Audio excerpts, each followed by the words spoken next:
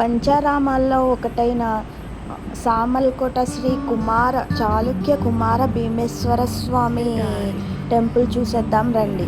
ఇది total night view ఇలా ఉంటుంది. ఇది ఎంట్రన్స్, ఇది కోనేరుకి మార్గం. ఇది కోనేరు.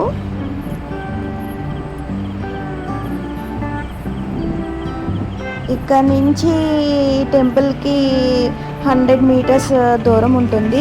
ఆటో వస్తుంది చూడండి, అదే వెళ్ళే మార్గము. లోపలికి ఈ వేలో లోపలికి వెళ్తే ఇలాగే ఒక 100 మీటర్స్ దూరం ఉంటుంది అంతే.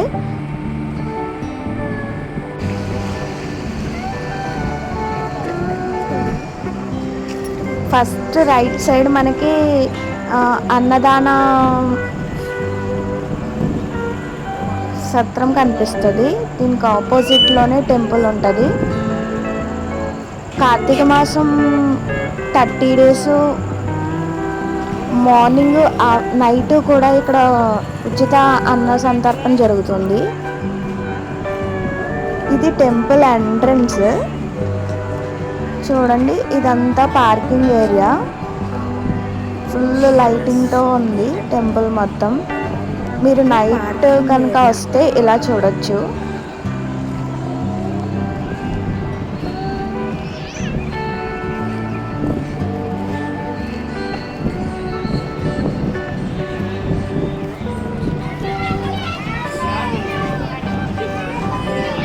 ఈ సైడే టికెట్స్ తీసుకోవాలి. ఇక్కడే టికెట్ కౌంటర్ ఉంటుంది. 20, 50, 100 ఫ్రీ దర్శనంకి వెళ్ళే మార్గం ఇది. ఇప్పుడు నేను వెళ్ళేది.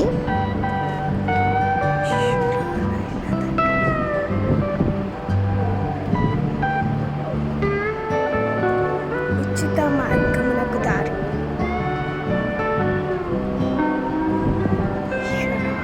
ఫస్ట్ స్టార్టింగ్ వెళ్ళగానే రైట్ సైడ్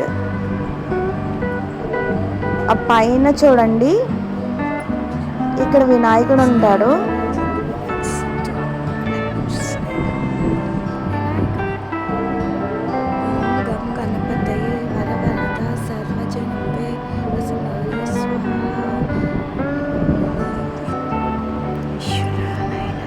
ఇలా కొంచెం ఫ్రంట్కి వెళ్ళాక ఇది క్షేత్రపాలకుడైన కాలభైరవ స్వామి గుడి ఇలా ఉంటుంది.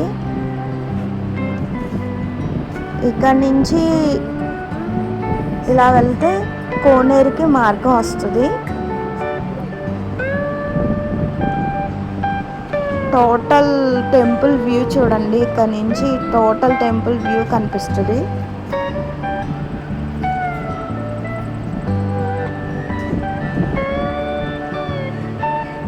ఇది కోనేరుకి మార్గము.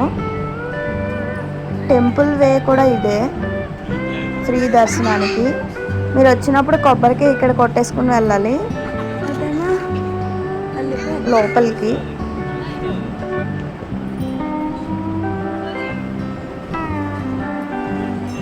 ఇది ధ్వజస్తంభము.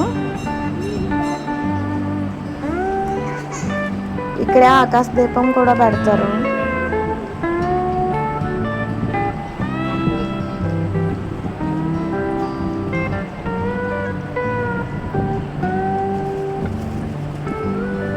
చూడండి, ఇక్కడ కోనేరు నుంచి వాటర్ తెచ్చి మన సొంతంగా మనం అభిషేకం చేసుకోవచ్చు. ఇది కోనేరు. అక్కడి నుంచే వాటర్ తెచ్చి అక్కడ శివయ్య దగ్గర మన సొంతంగా మనం అభిషేకం చేసుకోవచ్చు. దేనితో అయినా, పాలు, పంచామృతాలు దేనితో అయినా అభిషేకం చేసుకోవచ్చు.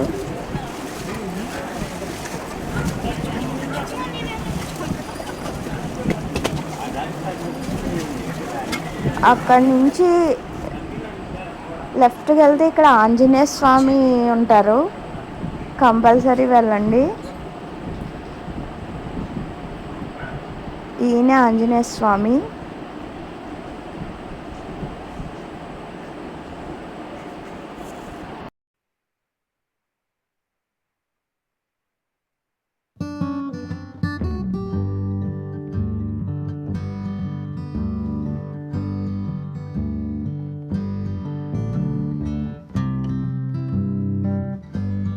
చూస్తున్నారు కదా, ఇదే గుడి ఎంట్రన్స్.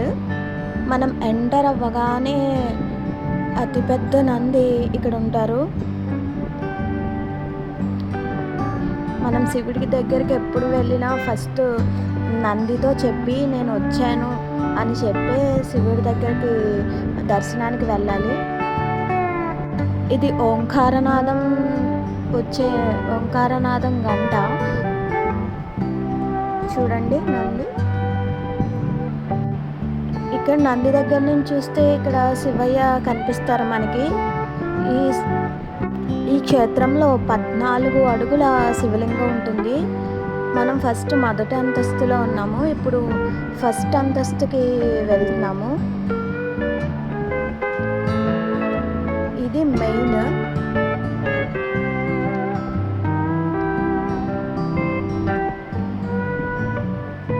చూడండి,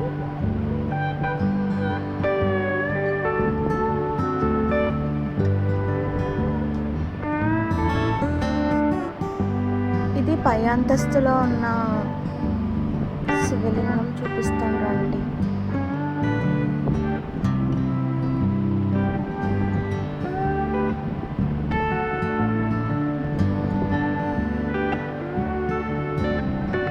ఇదే మెయిన్ గుడి.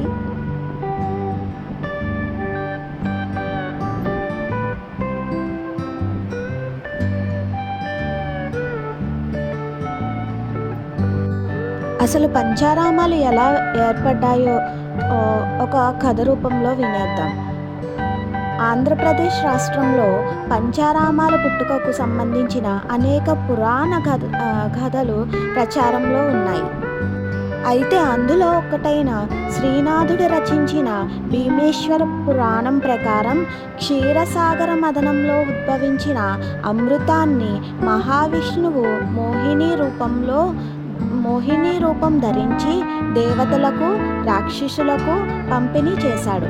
అయితే రాక్షసులు మాత్రం ఈ పంపిణీలో తమకు అన్యాయం జరిగిందంటూ అసంతృప్తి వ్యక్తం చేసి శివుని కోసం ఘోర తపస్సును ఆచరిస్తారు. అలా రాక్షసుల తపస్సుకు మెచ్చిన పరమేశ్వరుడు వారికి వివిధ వరములను అనుగ్రహిస్తారు.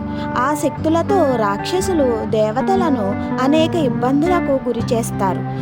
దీంతో దేవతలు మహాశివుని వద్దకు వెళ్ళి తమను రాక్షసులు బరి నుంచి రక్షించాలని వేడుకుంటారు. దేవతలు మొర ఆలకించిన మహాశివుడు త్రిపురాంతకుడి రూపంలో ఆ రాక్షసులను వారి రాజ్యాలని బూడిద చేస్తాడు. అయితే ఈ యుద్ధంలో రాక్షసులు పూజించిన అతిపెద్ద శివలింగం మాత్రం చెక్కు చెదరకుండా ఉంటుంది. ఈ శివలింగాన్నే దేవతలు భూమిపై 5 చోట్ల ప్రతిష్ఠించారు. అవే పంచారామాలుగా చెప్తారు. ఇదే కుమారస్వామిచే ప్రతిష్ఠింపబడిన చాళుక్య కుమార భీమేశ్వర స్వామి టెంపుల్, సామర్లకోట.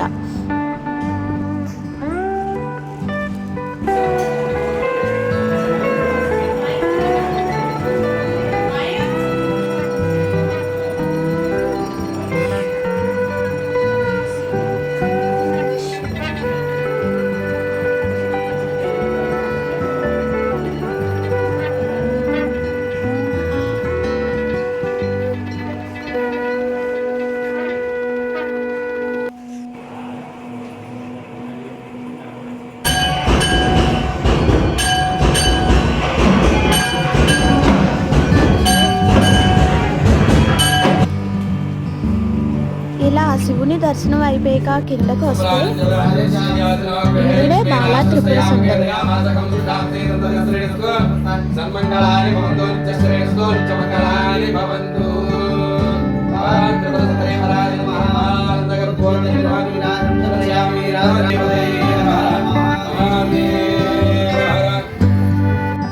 బాలా త్రిపుర సుందరి దర్శనం అయిపోయిన తర్వాత దానికి ఫ్రంట్కి వస్తే మనకి మూల విరాట్ కనిపిస్తారు. ఇలా లోపలికి వెళ్తే ప్రత్యేక రోజుల్లో మాత్రమే ఇలా అలంకరణ చేస్తారు. చూడండి స్వామిని.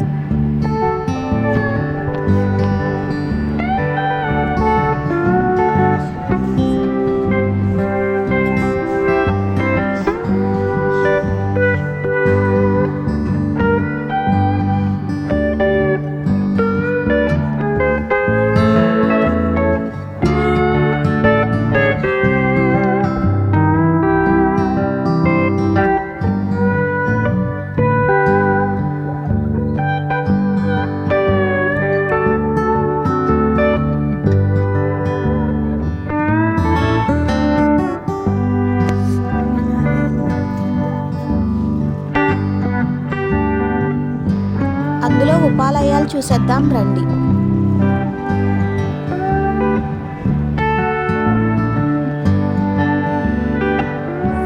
ఫస్ట్ మనకు కనిపించేది మహాగణపతి. ఉపాలయాల్లో సూర్యదేవుడు ఫస్ట్ ఉంటారు, తర్వాత మహాగణపతి ఉంటారు.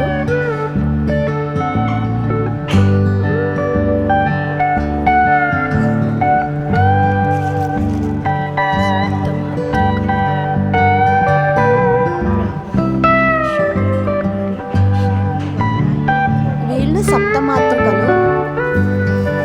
మీకు తెలుసు కదా సప్తమాతృకలు స్టోరీ. అమ్మవారి రాక్షసుని సంహారం కోసం దుర్గామాత రక్తబొట్టు కింద పడి వీళ్ళు 6 ఉద్భవిస్తారు. వీళ్ళే సప్తమాతృకలు. చూడండి. ఇంకా కొంచెం ముందుకు వెళ్తే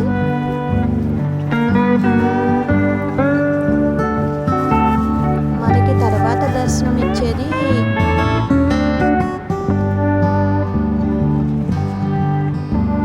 దత్తాత్రేయ స్వామి.